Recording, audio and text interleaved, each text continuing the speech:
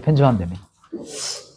자, 이제 지금은 이제 7단원, 광야 시대, 그리고 또 이제 그 다음 시대, 언약 시대까지 두 시대를 같이 볼 거예요. 그래서 두 시대를 같이 볼 텐데, 지금 들어가는 책은 이제 민수기와 신명기 책입니다. 그래서 민수기, 신명기, 이 두 책을 보면서, 광야 시대와 이제 광야에서 언약을 맺었던 그 시대를 어떻게 한번 살펴보도록 할 겁니다. 우리 지난번, 방금 봤던 거 잠깐 기억해 볼까요? 왜냐면 연결되거든요. 출애굽 20장부터 40장까지였어요. 그리고 레위기를 살펴봤죠. 언약식 했었고, 토라 말씀을 받았고, 이 말씀이 이제 신명기와 민수기에 또 겹쳐지는 부분이 있습니다. 그리고 십계명을 생각했을 때는 하나님 사랑, 이웃 사랑. 그렇죠? 성막은 예수 그리스도를 모두 다 상징한다. 레위기는 5제사 7절기가 있는 거, 그리고 모든 제사와 절기는 바로 하나님을 예배하기 위한 것이고 또 교제하기 위한 것. 그리고 레위기 전체 주제는 이제 거룩이었다는 거 기억하시면 되겠고, 마지막에 이 모든 절기는 예수님을 통해서 다 성취되어 가는 것을 봤고, 아직 성취되지 않은 절기가 이제 그 재림의 절기다. 여기까지 봤습니다. 오늘 이제 광야로 넘어갈게요. 광야 민수기 1장 1절입니다. 1장 1절 같이 한번 읽어보도록 하겠습니다. 1장 1절 시작. 이스라엘 자손이 나온 후 둘째 달 첫째 날에 여호와께서 시내 광야 회막에서 모세에게 말씀하여 이르시되. 아멘. 민수기는 따바르의 역사입니다. 한번 적어보시겠어요? 따바르. 한글로 그냥 적으시면 돼요. 지난번에 한번 적어져 있나요? 따바르. 히브리어도 적어드릴게요. 야, 따바르. 따바르는 이렇게 따바르. 이렇게 히브리어는 오른쪽에서 왼쪽으로 적거든요. 그래서 이렇게 적습니다. 따바르라고 합니다. 따바르는 왜 따바르의 역사라고 했냐면, 방금 1절에 보면 광야에서 나오죠. 이 광야에서라는 뜻은 미드바르거든요. 미드바르는 따바르에다가 앞에다가 민을 붙이는 겁니다. 민이라고 하는 민 전치사거든요. 민은 함께입니다. 함께. 따바르는 말이기도 하고 하나님께서 하시면 말씀이에요. 그래서 광야, 이거를 미드바르를 광야라고 하거든요. 참 재밌죠. 이스라엘 사람들의 의식은 광야라는 것은 말씀이 함께하는 장소다라고 생각을 해요. 그래서 그 세례 요한도 빈들에 나가서 자기를 향해서 그렇게 했죠. 광야에서 외치는 자의 소리라고 했죠. 그래서 광야라는 곳은 언제나 하나님의 말씀이 들려지는 장소. 그래서 유대인들이 다 광야에 나가서 세례 요한의 음성을 들었죠. 말씀을. 그래서 미드바르, 그래서 민수기 하면 광야에서 미드바르, 따바르. 그래서 따바르의 역사다.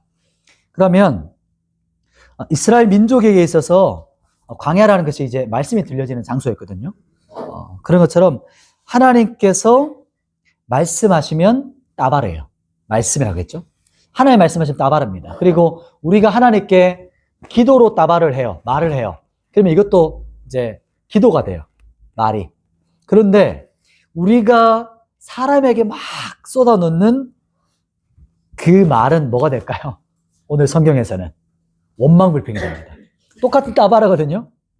오늘 성경에서는 따바르인데 이게 사람한테 막 쏟아놓으면 이게 원망이라고 번역이 나와요. 원망불평. 근데 이것이 모세는 하나님께 엎드렸더라, 모세가 하나님께 기도했더라, 하나님께 말하였더라고 하면 그게 기도라고 나와요. 참 신기하죠? 그래서 오늘 민수기 부분은 이제 광야에서인데 핵심 단어가 광야에서라는 의미 안에 따바르가 있다는 거, 말씀이 있다는 거.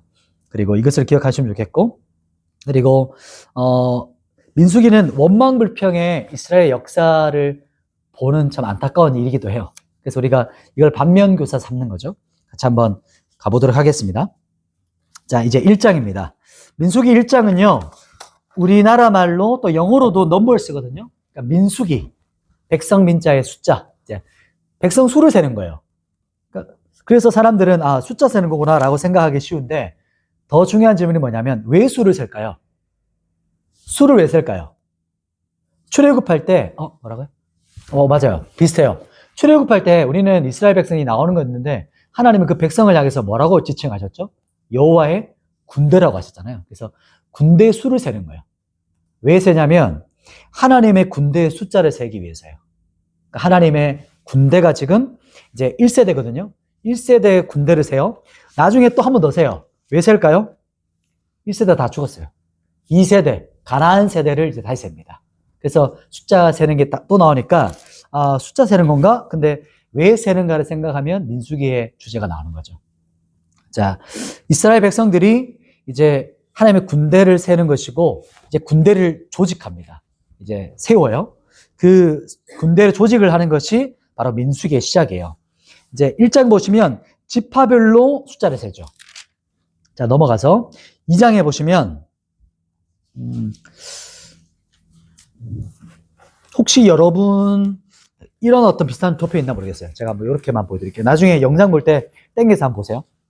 이런 거 혹시 있으신가요? 이렇게 해서 지파별로 해서 성막 주변으로 세 지파별로 이렇게 장막을 펼친 거 있어요. 세 지파별로. 말로 설명을 드릴게요. 자, 보면 이렇게 성막의 딱 중앙에 있어요. 그러면 지파별로 동서남북 이렇게 지파가 배치가 돼요. 그러니까 지파별로. 근데 그 지파 앞에 레위 지파가 그 자손별로 또 배치가 돼요. 그렇게 해서 동쪽부터 볼게요. 말로만 설명하겠습니다. 동쪽에 아론과 모세가 있습니다. 그리고 뒤에 지파가 유다 지파, 이사갈, 스불론이 있어요. 그리고 서로 넘어갈게요. 서쪽에는 게르손 있어요. 그러니까 레위 지파 중에 게르손이라는 이제 아들이죠.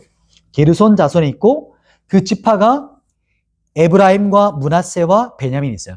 지금 성경에 적혀 있는 거를 그대로 말하는 겁니다. 이제 표로 보면 더 쉬운 건데 글로 보면 좀 헷갈릴 수 있는 거죠. 그래서 서쪽에는 에브라임, 므낫세, 베냐민. 그리고 남쪽 보면 고앗 자손이 레위 지파가 있는 거예요. 그리고 그 뒤에 지파가 르벤, 시므온, 갓.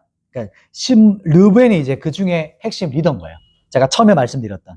동쪽에는 유다 지파가 그 중에 세 지파 중에 리더예요. 그리고 서쪽 지파는 에브라임이 그 세 지파 중에 리더입니다. 그리고 마지막 북쪽에 있는 지파는 무라리 자손이 레위 지파로 있고요. 그리고 단, 아셀, 납달리 이렇게 했어요. 단이 세 지파 중에 리더로 있는 거죠. 이렇게 지파별로 분폐되면서 레위 자손이 리더고 그 또 지파 중에서 그 지파 중에 첫 번째 지파가 그 세 지파 중에 리더인 거죠. 참 신기하죠? 이렇게 군대를 조직하는 겁니다. 네, 그렇게 해서 한 번 더. 네, 동쪽에는 모세, 아론, 그다음에 유다, 이사갈, 스불론 이렇게 있고요. 그리고 서쪽에는 게르손, 그리고 지파는 베냐민, 므낫세, 에브라임. 에브라임이 먼저입니다. 죄송해요. 에브라임, 므낫세, 베냐민. 에브라임이 리더입니다. 그리고 남쪽에는 고앗 자손이 있어요. 그리고 지파는 르우벤이 리더. 르우벤, 시므온, 갓. 그리고 북쪽은 무라리 족속이 있죠. 그리고 단이 리더입니다. 단, 아셀, 납달리. 이렇게 12지파가 배치되는 겁니다. 12지파인데 므낫세와 에브라임은 요셉 자손이라서 두 지파로 나눠졌죠. 그렇죠? 두 지파를 감당했기 때문에. 그리고 레위 지파는 그 지파에 들어가지 않고 각 지파의 영적 리더로 이제 딱 포함되어 있는 겁니다. 그리고 이제 성막을 중심으로 했다는 것을 보면서 이게 바로 교회를 중심으로 한 신앙을 말해요. 교회로 중심으로 한. 이게 실제적인 겁니다. 그러니까 신앙생활을 할 때 실제적으로 공간적으로 물리적으로 교회가 가까이 있는 것을 말하는 겁니다. 이게 1차적으로 봤을 때. 2차적으로는 신앙 중심이다 이렇게 말할 수 있고요. 그래서 유대인들은 지금도 회당을 중심으로 살아요. 반경. 왜냐하면 안식일에 2km가 3km 정확히 기억이 안 나는데 몇 킬로 이상을 못 걷거든요. 그래서 회당을 주변으로 다 살아요. 참 신기하죠? 그래서 그 민족이 그런 말도 있어요. 이스라엘이 안식일을 지킨 것이 아니라 안식일이 이스라엘을 지켰다. 이런 말이 있어요. 참 신비로운 말이죠. 우리도 1세대나 오랜 보수적인 신앙인들은 그렇잖아요. 그 주일 성수가 뭔가 율법적이긴 하지만 그것 때문에 우리 신앙을 지켰구나라는 기억이 좀 있잖아요. 그런 어떤 율법적이었지만 그것이 나의 신앙을 지켜줬구나. 이런 부분들. 그래서 오늘 본문에 보면 이 성막을 중심으로 한 이 지파를 보면서 신앙을 중심으로 세워가는 그 교회가 강한 교회로 세워집니다. 물리적으로 또 공간적으로도 그래요. 그리고 신앙적으로도 마찬가지겠죠. 자, 이 부분을 우리가 보고 싶어서 이 부분을 봤고요. 그 다음에 3장 넘어가 보겠습니다. 3장에 보면 이제 3장에 이제 레이지파가 세워져요. 이제 먼저 전체를 한번 그려줬죠. 그리고 레이지파를 세우는데 레이지파의 제일 중요한, 가장 중요한 자가 아론 자손, 제사장입니다. 그래서 아론 제사장이 세워지고, 그리고 레이 자손들의 아들들이 나오죠. 세 아들이 나오죠. 누구죠? 게르손, 고핫, 무라리. 어디 있죠? 17절. 17절에 보면 레이의 아들들이 있는데 게르손과 고핫과 무라리가 있다. 그래서 이 자손들이 나중에 이제 그 지파별로 이제 들어갔죠. 그죠? 그렇게. 자, 그리고 6장으로 쭉 넘어가 볼게요. 그리고 이제 레이 자손들이 세워지는 규례입니다. 고핫 자손의 임무들을 이제 배치해 주고요.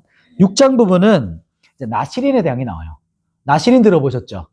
나시린은 자신이 서원하는 겁니다.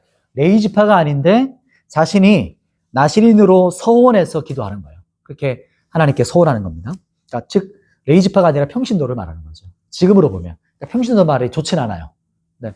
레이 지파가 아닌 사람이 말하는 겁니다. 그러면 나시린에게 있어서 세 가지 금하는 게 있었죠. 그게 뭐죠? 자, 6장 몇 절에 나오죠? 몇 절부터? 3절부터 나오죠. 그죠? 3절에 첫 번째 뭐를 멀리합니까? 포도주와 독주를 멀리하는 거. 그리고 두 번째는 뭐죠? 그렇죠. 5절에 머리에 삭도를 내지 않는 거, 머리 깎지 않는 거. 그죠? 그리고 세 번째는 어디 나옵니까? 6절에 뭐가 나오죠? 시체를 가까이 하는 거, 부정한 것을 가까이 하지 않는 거. 이것이 바로 나시린이 해야 되는. 나시린 하면 누가 떠오르시죠? 삼손 떠오르죠. 그죠? 다 세 개 다 보면 세 개 다 하죠. 나중에 또 우리 갈 때 살펴보겠습니다. 이 나시린의 소원이 이겁니다. 6장에 보시면 마지막 단락 부분을 좀 보고 싶은데요. 마지막 단락 부분이 22절 부분이에요. 이 부분이 참 중요해요. 왜냐하면 제사장의 축복입니다. 제사장이 이렇게 축복하는 부분이거든요. 이렇게 제사장이 백성들을 축복하는 부분인데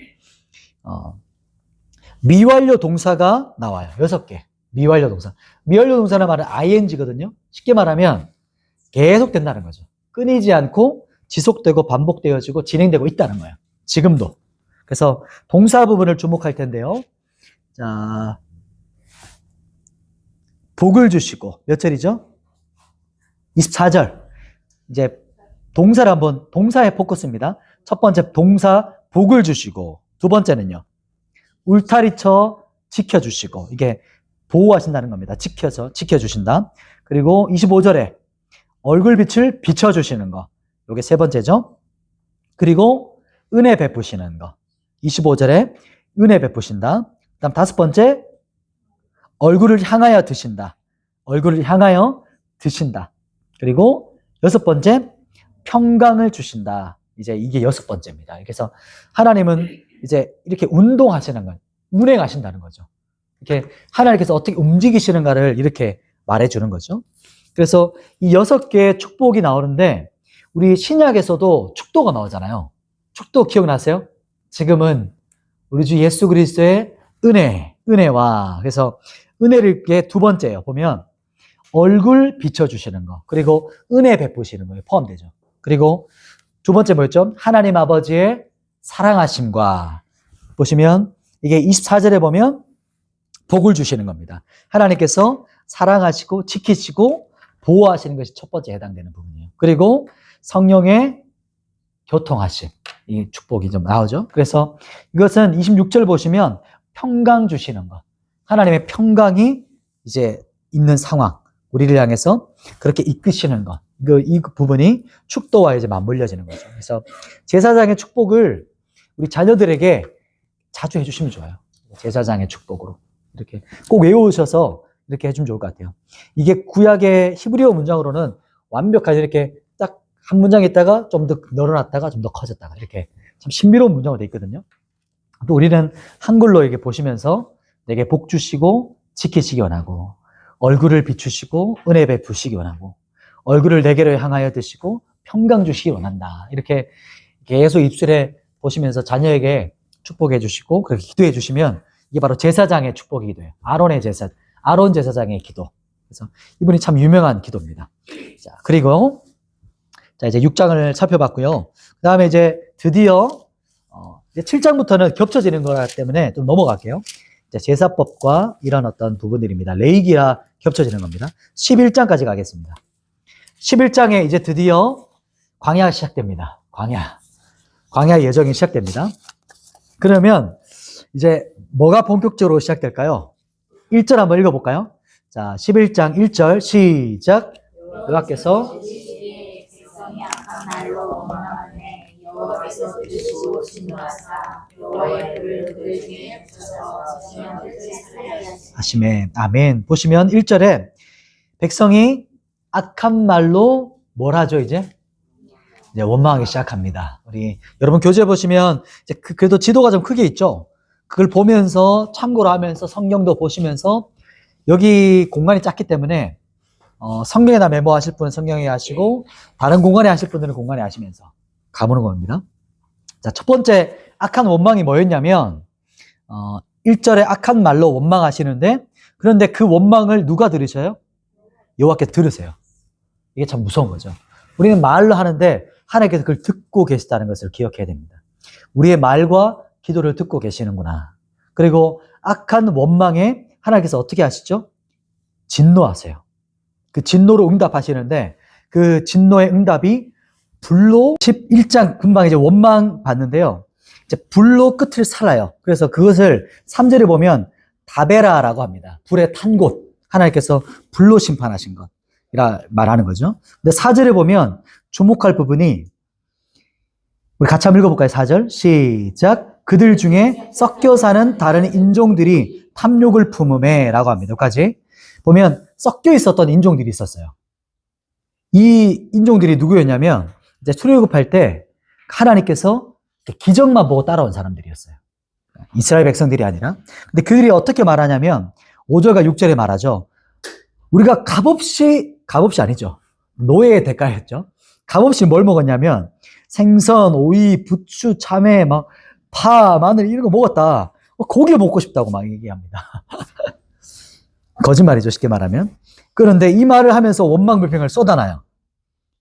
그때 하나님께서 또 만나를 주십니다. 이제 8절에 보시면 7절과 8절에 만나를 주시면서 가시 같고 모양 같은 이 기름 섞은 과자 같은 맛, 이제 만나를 주시죠. 이렇게 맛있는 걸 주십니다.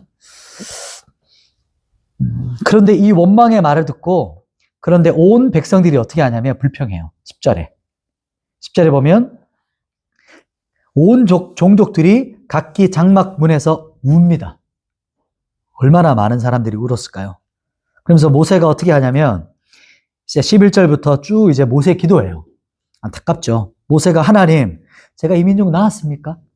제가 뭐라고 이렇게 무거운 짐을 저한테 주십니까? 저 그냥 죽여주세요. 저거 이제 못하겠습니다. 이제 시작인데 벌써 이렇게 어려워요. 힘들어요. 그 많은 사람이 막 통곡하고 울고 있는 거죠. 그것 때문에 막 모세가 힘겨워요. 그러면서 이제 하나님께서 또 응답해 주세요. 그 불평에도 응답해 주시는데 어떻게 응답해 주시냐면 바람이 불어옵니다. 바람이 불어오면서 뭐가 같이 날아왔을까요? 메추라기가 쫙 날아오면서 진영에 쫙 깔려요. 진영 주변에 깔리는데 보면 1m 높이로 깔렸어요. 1m 높이. 그게 어디 나오냐면 11장 어디죠? 31절. 네, 좋습니다. 보자. 31절. 그렇죠. 31절에 보면 두 규빗, 한 규빗이 여기거든요. 45cm. 그러니까 두 규빗이면 90cm 높이로 쫙 깔린 거예요. 메추라기가. 와, 엄청나죠? 그러니까 어떻게 되냐면 이 메추라기를 이 사람들이 한 달 내내 먹어요. 질릴 때까지. 그런데 이제 이 메추라기 고기를 입에서 씹어서 먹을 때 하나님의 또 심판이 임하죠. 네, 그것이 오늘 본문에 나오는 그 이제 하나님의 심판입니다. 그러니까 60만 명, 200만 명이 이것을 먹었다. 엄청난 양을 하나님께서 주셨던 거죠. 기적으로. 그런데 그 씹어 먹을 때 하나님의 진노와 재앙을 이제 겪게 됩니다. 또 12장으로 또 넘어가 볼게요. 12장에 보면 이번에는 원망 사건인데 이번 원망은 이제 모세가 구스 여자와 결혼한 것 때문에 비방하는 사건이에요. 비방하는 사건. 이 미리암과 아론의 비방이거든요. 그런데 이것은 하나님의 건의를 말합니다. 그러니까 건의와 질서. 그래서 모세가 이 중에 막내죠. 셋째입니다. 그런데 하나님께서 모세와는 이렇게 말씀하시죠. 뒷부분에 내가 모세와는 대면에서 보는 사이야. 얼굴과 얼굴을 대해서 보는 사람이다. 선지자에게 내가 꿈과 환상과 말씀으로 주지만 이 모세는 내가 그렇게 하지 않고 직접 만나서 대화한다. 이렇게 말하면서 하나님의 사람의 그 질서를 말하죠. 그래서 이 비방의 주동자였던 미리암이 문둥병에 걸려요. 그래서 진영 밖으로 나가서 7일 동안 머뭅니다. 그리고 또 모세가 중보하면서 미리암의 문둥병이 낫죠. 그렇게 하고 이제 12장 부분이 그 부분에 대한 이야기고요. 13장 부분 넘어가 볼게요. 13장은 이제 민수기에 있어서 분기점입니다. 민수기에 있어서 13장 분기점인데, 왜냐하면 이제 13장에서 2절 부분인데요. 가나안 땅에 뭐를 보내죠? 정탐꾼을 보냅니다. 정탐꾼. 이게 12지파에서 각 지휘관, 대표자를 뽑아요. 그래서 12사람 뽑아가지고 가나안 땅 정탐 보냅니다. 그런데 26절에 보면 그 광야가 26절에 뭐라고 하죠? 광야? 가데스라고 말한다. 바란 광야인데 가데스. 근데 나중에는 좀 더 정확한 지명으로 가데스 바네아라고 나와요. 그래서 이 부분을 꼭 기억하셔야 돼요. 가데스 바네아. 광야에서의 분기점 가데스 바네아. 왜냐하면 여기서 어떤 결과가 나왔죠? 12명이 갔는데 10명은 어떻게 평가해요? 악평해요. 아, 그 땅 좋긴 좋은데 그 족속 보니까 안악작소원 같고 막 거대하고 막 우리 절대 못해요. 우리 그냥 죽어. 우리 메뚜기야. 그러나 여호수아 갈렙은 아니야. 하나님 우리에게 언약하신 땅이고 우리가 그들을 취할 수 있어. 우리 그들 밥이야. 우리의 밥이야. 가자. 이렇게 했는데 사람들은 어떤 평가를 따라갔죠? 악평을 따라갑니다. 그래서 그때 악평을 따라가면서 이 부정적인 메시지, 불신의 메시지가 공동체에 파괴적으로 영향을 미쳐요. 그러면서 정말 이 리더를 뽑았는데 리더의 말이 중요한 거죠. 그러니까 리더 한 말 한 말이 중요한 겁니다. 14장 보시면 200만의 사람들이 어떻게 하냐면 1절, 2절에 나오죠. 사람들이 어떻게 하죠? 소리 높이 막 부르짖어요. 통곡합니다. 통곡을 얼마 동안 해요? 밤새도록 해요. 상상이 되세요? 야, 한 200명의 사람들이 막 통곡하며 막 큰 소리로 웁니다. 그리고 모세와 아론에게 어떻게 합니까? 원망해요. 그러니까 원망이 지금 전염되는 거죠. 10명에 시작됐던 원망이. 그러면서 어떻게 원망하냐면 우리가 애굽에서 죽었으면 좋았겠다. 광야에서 죽었으면 좋았겠다. 이렇게 해요. 어떻게 우리 여기까지 데려와 죽냐. 막 쏟아놓습니다. 그러니까 모세와 아론에게 원망을 쏟아내죠. 그때 하나님께서 심판하려고 하시고 진멸하려고 하세요. 근데 그때 누가 중간에 서죠? 모세가 중간에 섭니다. 하나님. 그리고 진정한 중보기도자로 들어가요.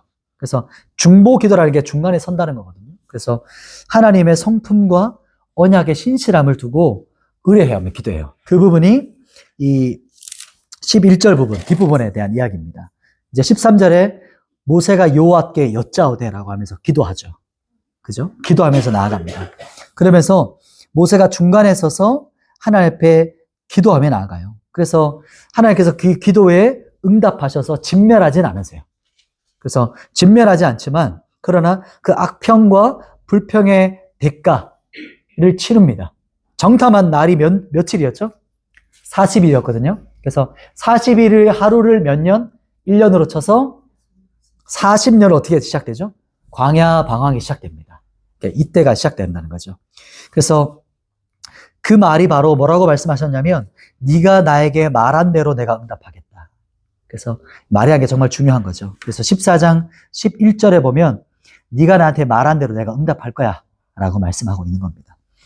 즉 죄는 하나님께서 용서하세요. 그러나 죄에 대한 대가는 치료라는 거예요. 예를 들면 상처가 있잖아요. 상처는 치유돼요. 근데 상처 치유되고 나면 뭐가 남죠? 흔적이 남습니다. 이게 죄라는 것이죠. 그러니까 죄는 용서하셨지만 죄라는 대가가 남아있어요. 흔적이 남아있는 거죠. 그래서 40년 동안 이제 120명이 이제 죽어가는 이야기가 이제 뒷부분의 이야기가 시작됩니다. 본격적으로. 다음 세대 자녀들이 그걸 이제 광야를 지나면서 본 거예요. 그래서 가나안 족속, 이제 여호수아 족속이 그렇게 순종의 세대가 됐던 것이 바로 이거라고 볼 수 있는 거죠. 하나님의 말씀이 그대로 응답되는 거예요. 계속 죽어가는 겁니다. 아비들이. 자, 15장. 15장에 보면 이제 안식일에 일하는 사람이 등장해요. 그게 보면 32절이거든요. 안식일에 나무하러 간 사람이 이제 처음 등장한 거예요, 이제.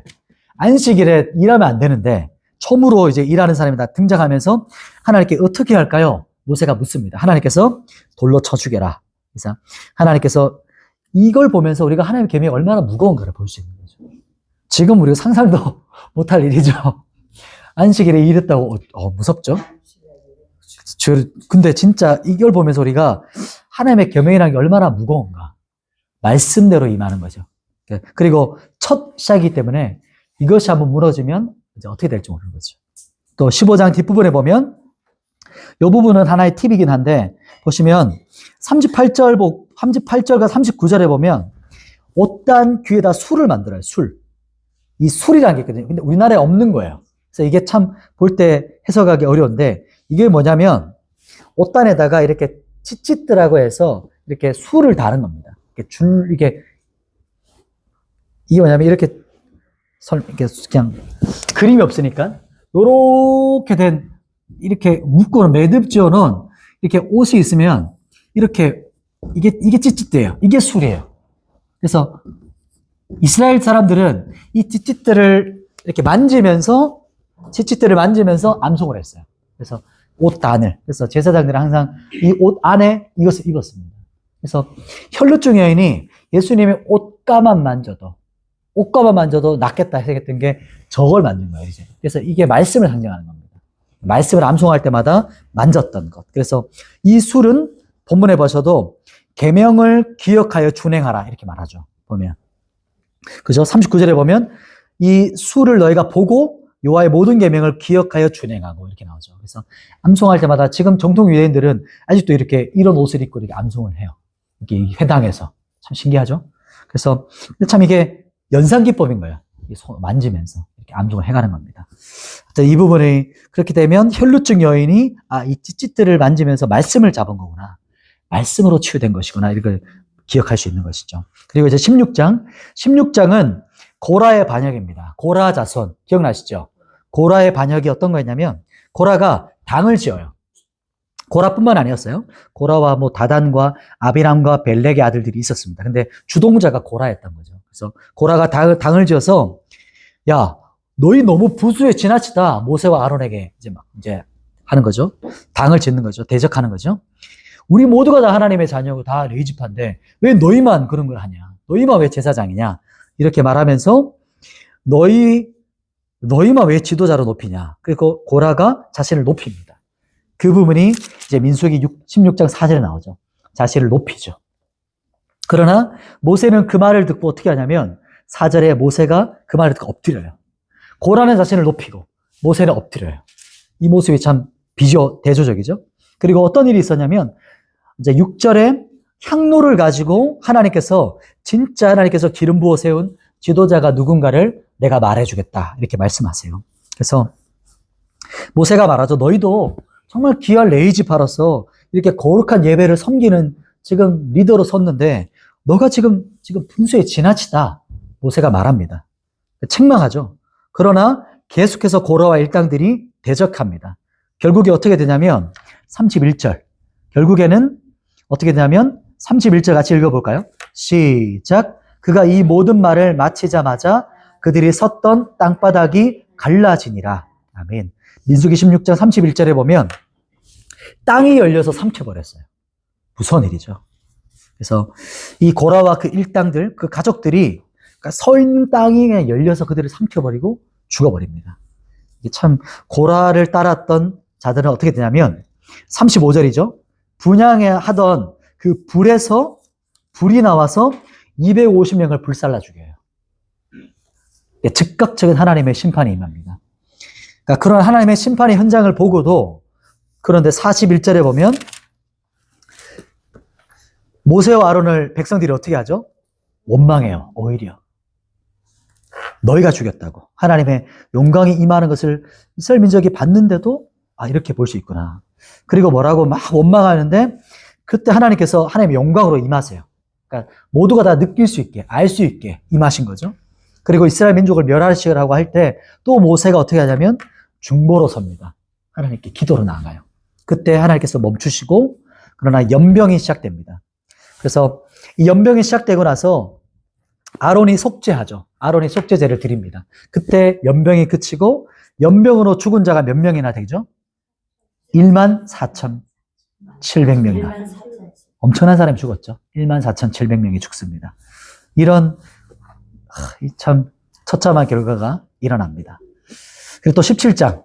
17장에는 이제 아론의 쌍난 지팡이 이제입니다. 아론의 쌍난 지팡이.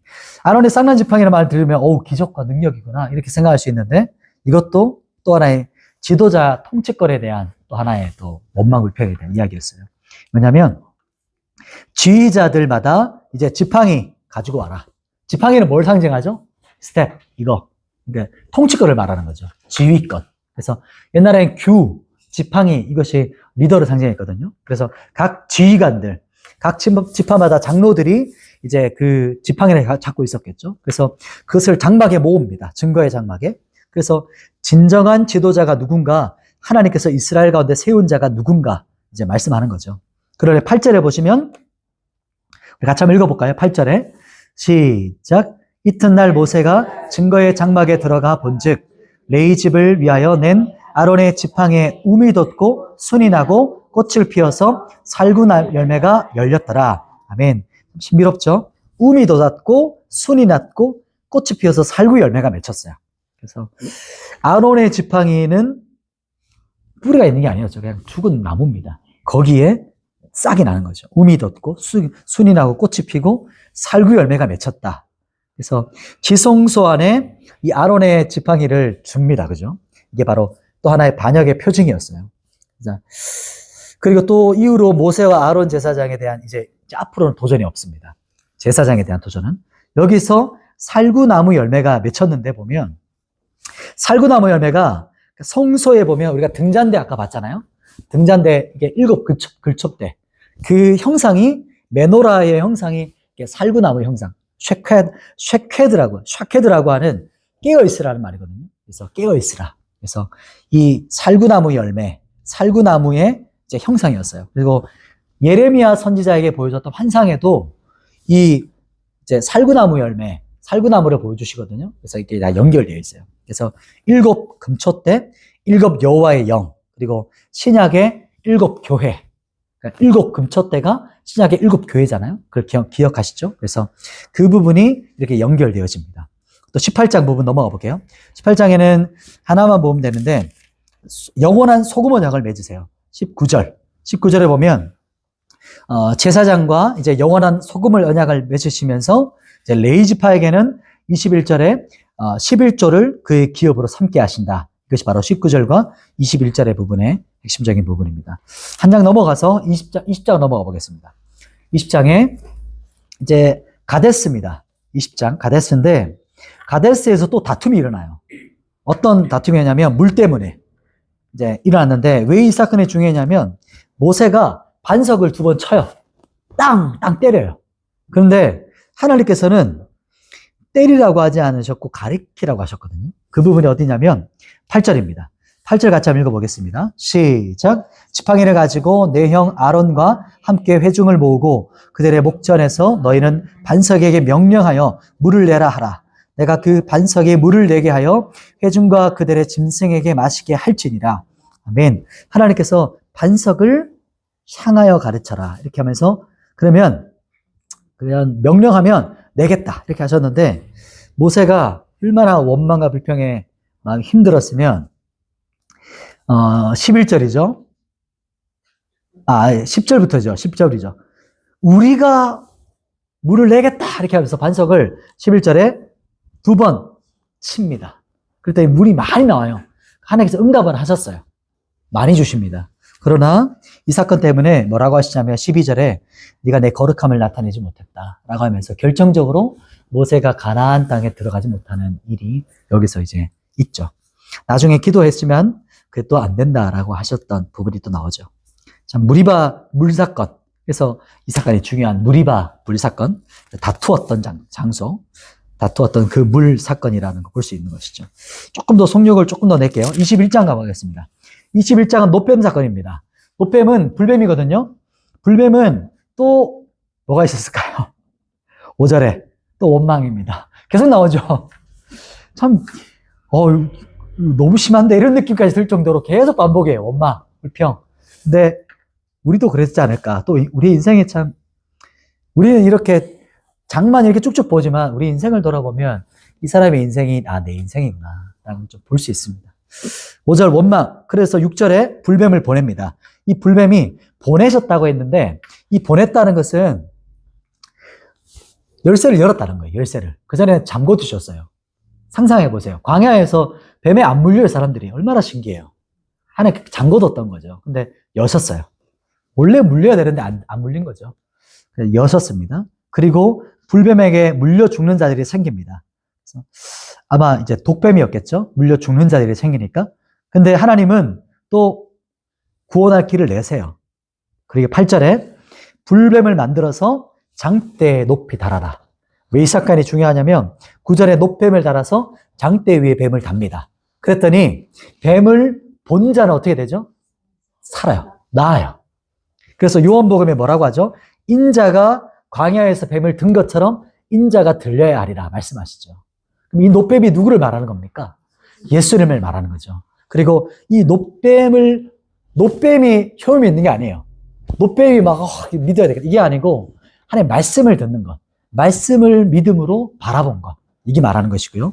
그리고 메시아가 바로 이 노뱀, 이거 상징하는 것이고요. 그리고 유대인들은 게마티라라고 해서 숫자를, 히브리어 숫자 값을 더해가지고 해석하는 게 있었어요. 게마티리아라고 해서. 보면 이 노뱀이라고 하는 뱀이라는 숫자를 더하면 358이거든요. 358. 근데 메시아, 마사흐라고 하는 이제 메시아도 똑같이 숫자 값이 358이에요. 그래서 바로 이것을 메시아, 뱀, 이렇게 해서 똑같이 이 메시아를 상징한다라고 이제 해석을 하는 부분이 있긴 합니다. 우리는 그렇게 따르진 않지만 이게 참 특별한 부분들이 있어요. 하나님의 아들들도 그렇고요. 그리고 베드로가 그 고기를 153마리, 그것도 그래요. 153마리. 그 부분도 또 마찬가지입니다. 아무튼 하나님의 언약의 말씀을 믿음으로 바라본 자들이 영생을 얻고 구원을 얻는다. 이것을 우리가 볼 수 있는 것이죠. 21장 후반부에는 아모리 족속이 오히려 공격해 와서 하나님께서 그 전쟁을 승리케 하시는 부분이 나오고요. 22장에서는 사건인데 한 3장을 연거푸 쭉 나와요. 발락과 발람 사건 아시죠? 그래서 발람인데 발락은 이방 왕이고요. 발람은 거짓 선지자예요. 선지자가 아니고 거짓 선지자. 그러니까 주술사라고 보시면 더 맞아요. 주술사, 마술사. 그래서 이 부분을 보면서 조금 더 짧게 핵심만 나눈다면 하나님은 이방인까지도 주도하신다는 거예요. 발람 선지자를 통해서 볼 때. 그리고 또 여기서 발람은 돈과 욕심에 끌려가는 것을 봐요. 안 된다고 하면서도 3번 나중에 가고 싶은 거야. 쉽게 말하면. 그래서 하나님께서 그러나 하지 마.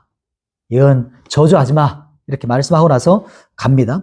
그리고 나서 보면 나귀를 타고 가는데 나귀가 멈추거든요. 막 벽으로 가요. 막 때려요. 발람이 막 때리거든요. 그때 하나님께서 뭐 어떻게 하시죠? 나귀의 입을 여세요. 나귀가 입을 열어가지고 아니 왜 이렇게 잘 때리냐고 막 이렇게 말을 합니다. 근데 발람이 놀라지도 않아요.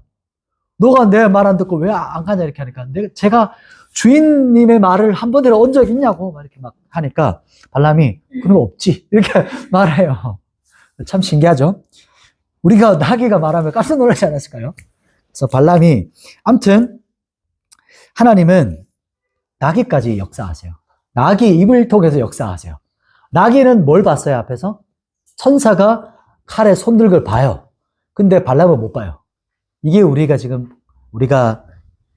교훈을 얻을 거죠. 사람은 못 보는데 사람은 그 길로 가면 죽는 길인지 아는데 반대죠. 짐승은 그 길로 가면 죽는 줄 알아요. 근데 사람은 죽는 길로 가요. 이게 참 어리석은 거죠. 하나님께서 이제 눈을 여십니다. 눈을 여셔서 여호와의 사자가 손에 칼을 들고 있는 걸 보고 발람이 깜짝 놀라죠. 그때서야 놀라요.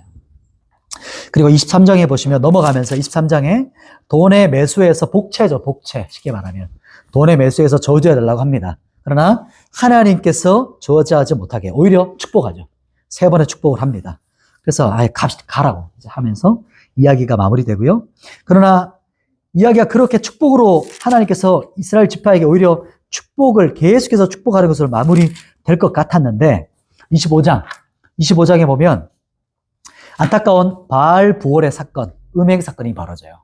바알 부올 음행 사건이 어떤 거였냐면 40년 동안 한 번도 본 적 없었겠죠. 화려한 제사 문화, 신전 문화, 난리가 난 거예요. 신전 제사라고 하면 음란한 행위거든요. 쉽게 말하면 막 그런 겁니다. 쉽게 말하면 이게 음란한 행위를 막 남창 여창이 나와서 막 하는 거예요. 사람들 앞에서.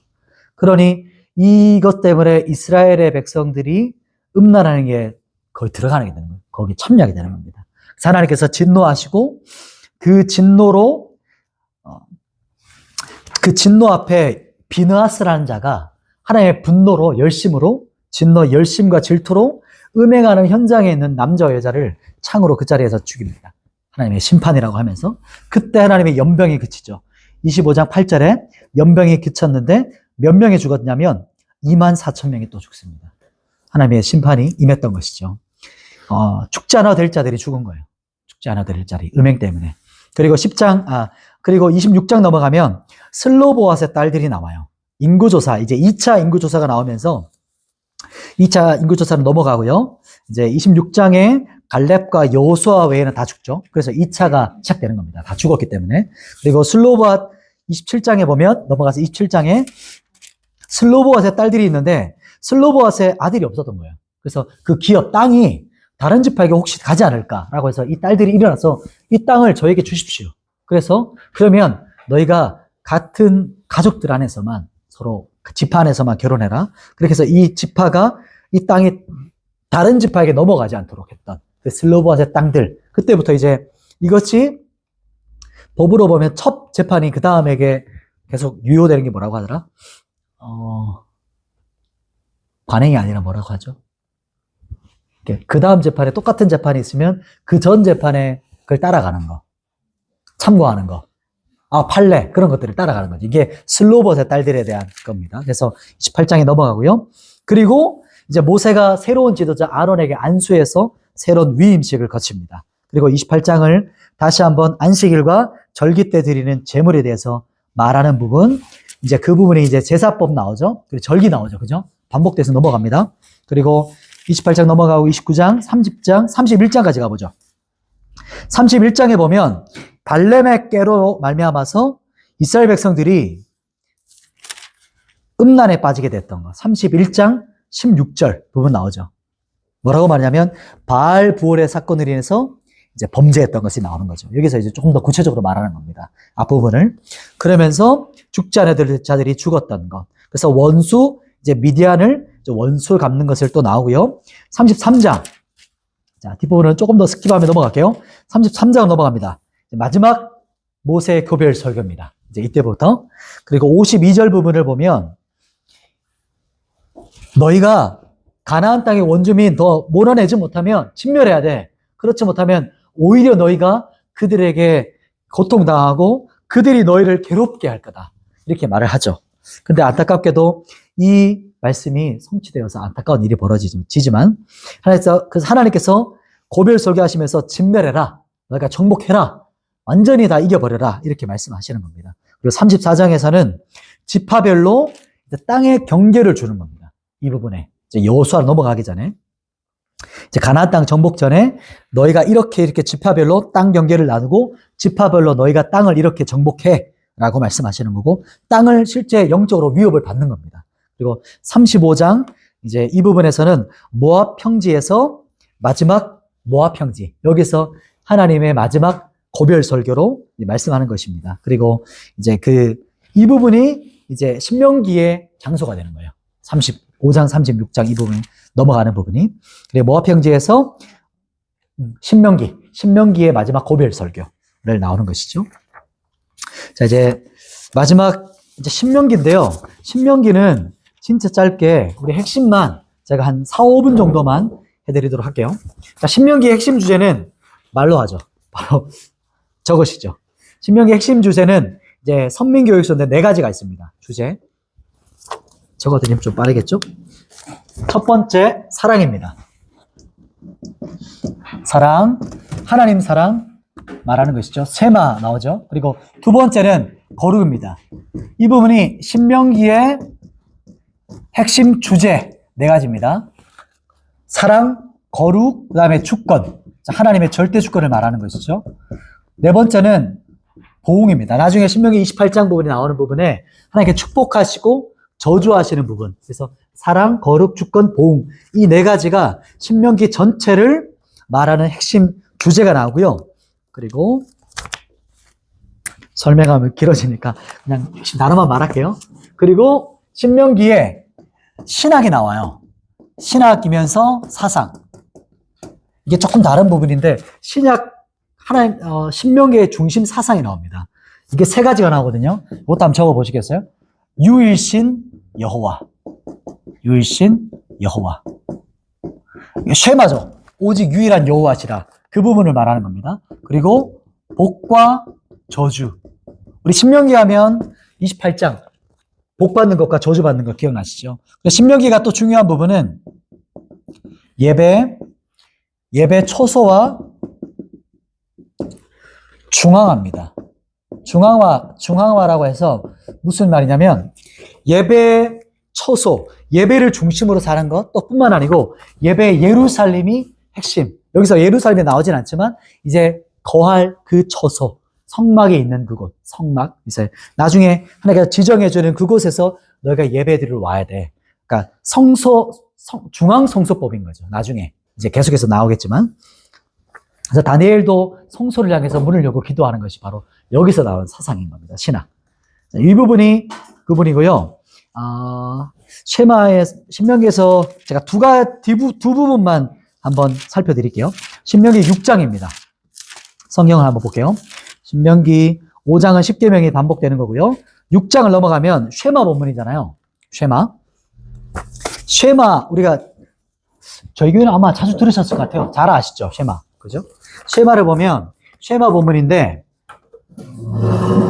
신명기 6장은요. 4절부터 9절까지가 이제 지난번에 한번 경문갑 말씀드렸잖아요. 경문갑. 거기에 세 번째 말씀이 신명기 6장 4절에서 9절에 들어가는 말씀이에요. 이게 종이 그게. 네 번째가 신명기 11장 13절에서 21절이에요. 11장. 나중에도 요거는 축복의 말씀이거든요. 11장 13절에서 21절. 근데 오늘은 신명기 6장 4절 9절만 핵심만 한번 볼 텐데 4절은요. 신명기 4절에는 어떻게 나오냐면 이스라엘아 들으라 우리 여호와 하나님 여호와는 오직 유일한 여호와신이 나오죠. 이 부분은 여호와 하나님에 대한 선언이에요. 4절 선언입니다. 쉐마 본문은 하나님을 선언하는 거예요. 선언. 그리고 5절은 어떻게 나오죠? 5절은 너는 마음을 다하고 삼다입니다. 삼다. 암송할 때 삼다. 뭘 다하죠? 마음을 다하고 뜻을 다하고 힘을 다해서 뭘 하라? 핵심은 사랑하라. 사랑하라. 이게 이제 쉐마 본문에 하나님께서 여호와 되심을 선언하는 유일신을 선언하고 5절에는 사랑하는 방법이에요. 사랑하라고 하고 그 다음에 이제 어떻게 사랑할 것인가를 이제 우리에게 말씀하는데 그게 쉐마입니다. 쉐마. 하나님께서 어떻게 사랑할 것인가 그 부분이 이제 나옵니다. 그러면 5절에 어떻게 말하냐면 6절부터 이제 나오죠. 내 말씀을 내 마음에 새기고 6절에 보면 6절 아래 마음에 새기는 건데요. 마음에 새기는 것이 핫가다 혹시 들어보셨나요? 핫가다. 이게 새김. 그리고 찌름이라고 해요. 핫가다 교육이거든요. 핫가다. 이제 반복하는 거. 반복. 이게 반복입니다. 보면 선생님들이 반복하잖아요. 이게 이제 교육 여기서 하는 거. 핫가다입니다. 그리고 7절에 보시면 7절에 뭐라고 나오죠? 7절에 그렇죠. 가르치며 앉았을 때든지 길 갈 때 누워있든지 일어날 때든지 말씀을 강론할 것이며 강론하다. 여기서 가르치며 강론하다. 여기서 어떤 게 나오냐면 하브루타가 나옵니다. 하브루타가 뭐죠? 이제 하브루타는 반복론이에요. 반복론. 그래서 서로 질의응답하는 거 계속 주거니 받거니 하는 거죠. 그래서 7절 말씀 안에 이제 하브루타가 또 나오고 8절과 9절에도 나와요. 이게 8절 9절에도 보시면 비슷한 방법이에요. 이게 하나님을 사랑하는 방법들이거든요. 너는 그것을 손목에 메고 기호로 삼고, 이 부분이 테필린이죠. 테필린. 테필린인데 이게 테필린의 교육 이제 뭐랄까 시스템이에요. 근데 그 테필린 안에 뭐가 있냐면 우리가 잘 아는 학가다 교육 방식 그리고 하브루타가 있습니다. 나중에 뭐 한번 뭐 소스가 있을 수 있겠죠. 나중에 혹시나 이런 일이 있으면 오늘은 여기까지만 이렇게 핵심만. 그래서 보시면 쉐마 본문 안에 엄청난 것들이 담겨져 있는 거예요. 그래서 하나님께서 사랑하는 방법을 말씀하는데 이 자녀들에게 어떻게 전수할 것인가. 6, 7절이 이거 빠매갔네요. 6절과 7절에서는 전수법입니다. 이제 하나님의 사랑을 어떻게 전수할 거냐. 우리 자녀에게 전수하라고 말하는 부분이 있는 거고요. 그래서 8절, 9절에서는 이제 그 부분이 테필린을 말하는 것이죠. 자, 테필린. 맞아요. 테필린. 그래서 그리고 6장 4절에 보면 이스라엘아 들으라 라고 하는데 여기서 우리 성경에는 안 나타나지만 히브리어 원어에는 항상 나오는 게 있어요. 보면 이제 여러 가지 이제 쉐마 쭉 나오는데 쭉쭉쭉 나오는데 유일하게 이 글자와 이 글자 에드라고 하거든요. 에드. 그냥 한글로만 적어 나오면 돼요. 에드라고 하는데 발음이 에드입니다. 에드라는 글자만 크고 진하게 적혀 있어요. 원전에도. 왜냐하면 이게 뜻이 뭐냐면 증인이란 뜻입니다. 증인, 증언. 그래서 하나님께서 쉐마 본문을 주신 것이 너희가 증인이다. 그리고 이것이 사도행전 1장 8절에 연결돼요. 마르투스라고 하는 증인, 증인되는 거. 그래서 쉐마 6장 4절이 사도행전에 연결되어 있는 부분입니다. 쭉 달려왔는데 축복과 저주는 생략하고 오늘 그냥 마무리하도록 하겠습니다. 축복과 저주는 지키면 이제 축복, 안 지키면 이제 그 부분에 듣고 지켜 행하면 이게 핵심입니다. 듣고 지켜 행하면.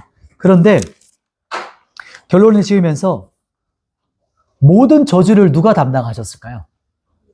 예수 그리스도에게 담당하셨어요. 그래서 구약으로 있으면 28장을 구약으로 해석하면 우리 저주 받는 거 아니야? 이렇게 하는데 이 모든 저주를 예수님께서 십자가에 다 담당하셨어요. 이 모든 저주를. 엄청난 저주들을. 그래서 우리에게는 저주가 아니라 축복을 주기 원하시고 죄의 노예가 아니라 이제 의의 자녀. 그리고 우리에게는 하나님의 진노가 아니라 이 모든 진노를 그분이 담당하셨기 때문에 우리에게는 자유와 생명을 주시기 시작됐다는 거죠. 이 신명기를 보실 때. 그렇게 보시면 되겠습니다. 우리 말씀 전체 따바르, 민수기 한번 기억해 볼까요? 따바르였고, 원방불평에 대한 거였죠. 그죠? 딱 이제 떠오르시죠? 광야에서. 아, 미드바르구나. 그죠? 그리고 레이지파를 가장 먼저 세우셨고, 수를 셌던 이유는 이제 군대. 이제 이 군대를 이제 하나님께서 이끌어 가신다. 1세대를 셌는데, 1세대가 죽었고, 2세대가 이제 가는 거. 원망의 일들이 가지만 여러 사건들이 있었죠. 무리바 사건, 고라 반역, 노뱀 사건 이제 여러 가지 있었죠. 그리고 마지막 하나님의 나라 기업을 주기 원하시면서 각 지파별로 땅을 주십니다. 신명기 우리가 보면서 하나님의 사랑, 마지막에는 축복과 저주 부분은 이 모든 축복을 주기 원하시고 저주까지도 하나님께서 다 담당하신 거. 그래서 우리에게는 이제 더 이상 저주와 심판이 아니라 그분이 모든 것을 담당하셨고 십자가에서 담당하셨고 우리에게는 생명의 길을 주신 것. 그래서 우리가 십자가를 바라보면서 나도 함께 예수와 함께 죽었고 이제 예수가 내 안에 사시는 삶. 그래서 그 삶을 우리가 살아가는 것을 이게 진정한 축복이다. 이게 진짜 생명의 말씀을 가지고 있는 삶이다. 라는 걸 기억하면서 나가셨으면 좋겠습니다. 제가 기도하고 마치겠습니다. 하나님 아버지, 오늘 긴 여정을 달려왔습니다. 출애굽기부터 레위기, 민수기, 신명기까지 우리가 달려왔는데 이 말씀이 계속해서 반복되어서 우리의 마음 가운데 새겨지고 우리를 향하신 열어놓으신 이 생명의 길, 십자가의 길, 부활의 길이 날마다 우리의 생명 안에 더욱더 충만하도록 우리 한 분 한 분 가운데 역사하여 주시옵소서. 예수님의 이름으로 기도드립니다. 아멘. 수고하셨습니다.